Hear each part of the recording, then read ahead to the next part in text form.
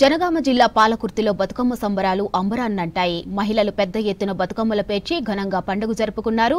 Palakurthi MLA ఎస్ఎస్పిని Reddy వేడుకల్లో పాల్గొన్నారు. ఇక మహిళలతో కలిసి బతుకమ్మ ఆడారు. బతుకమ్మ శుభాకాంక్షలు తెలిపారు. అమ్మవారు ప్రజలందరి జీవితాల్లో సంతోషాలు నింపాలని ఆకాంక్షించారు.